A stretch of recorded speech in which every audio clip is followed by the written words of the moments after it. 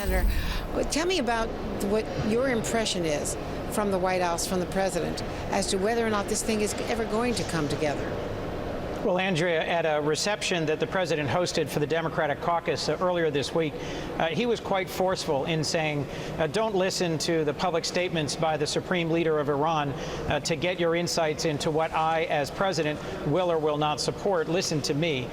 President Obama asserted to us that he will not advance a deal that gives sanctions relief up front without any conditions being met by Iran, that doesn't have a robust and effective inspections regime, and that doesn't prevent or freeze the pathways towards a nuclear weapon. We discussed this in some more detail, but essentially the top line message he was giving to us was he will not sign a bad deal, and he won't expect us to support a bad deal. So I think for many of us who've had concerns based on press reports about what's being discussed in Vienna and based on conversations that have been going on in Iran, it was quite reassuring. Well, what about the possibility that they soften some of the UN sanctions against conventional weapons sales to and from Iran, which is one of the sticking points now late in the game? It's a sticking point that, frankly, is to Russia's benefit because Russia makes money selling these arms, and this is one of the issues that has been bubbling up for a while, but it's front and center right now. That's right, Andrea. I think this is a last-minute gambit by the Iranians to try and drive a wedge into the P5+1, the partners with which we've been negotiating for so many months now, because, as you mentioned, it would be to Russia's benefit to be able to sell conventional arms to Iran. Look, Andrea, like many other senators, I have real concerns about what Iran will do with the funding that they would get from sanctions relief in the event there is an agreement. Tens of billions of dollars would be newly available to Iran to make mischief in the region, and they're already actively supporting the murderous regime of Bashar al-Assad. They're supporting Hezbollah. They're supporting the Houthis in Yemen.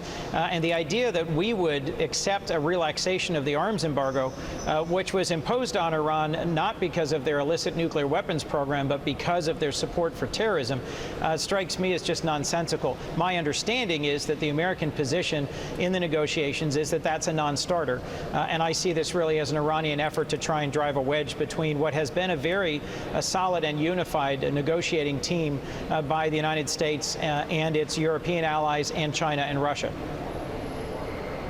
Senator, can you imagine a scenario where you, as a Democrat, would go against the president if he and John Kerry tell you that this is a good deal?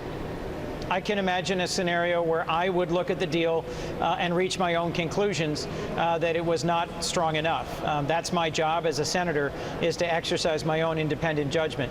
I am a Democrat. I have supported the president and the secretary. I served with Secretary Kerry in the Senate, and I am optimistic that they will walk away from a bad deal.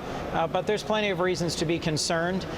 There's certainly been lots of statements by the Iranians that, if they were true, would cause me to oppose a deal on those terms. But I'm listening to and believing President Obama at the moment that they will not be presenting us with a deal that lacks verification, that provides all sanctions relief up front.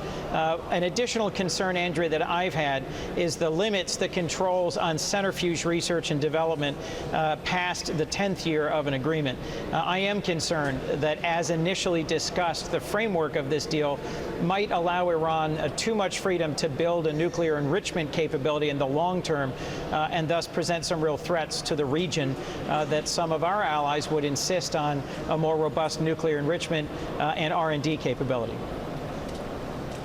I have to tell you, I asked that very question, so did some of my colleagues, of a senior official here who said that we may not ever see that part of the agreement. So you would want to see that and make sure that they cannot build up those advanced centrifuges at the back end of this deal as quickly as they might like.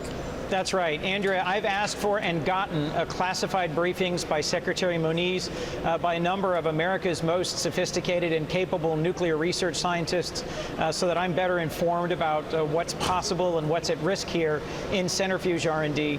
And I expect, under the terms of the bill that was passed unanimously by the Foreign Relations Committee on which I serve, I fully expect that any deal will be presented to Congress, including any classified annexes, before we take an up or down vote on approval or disapproval of any deal, should there be one.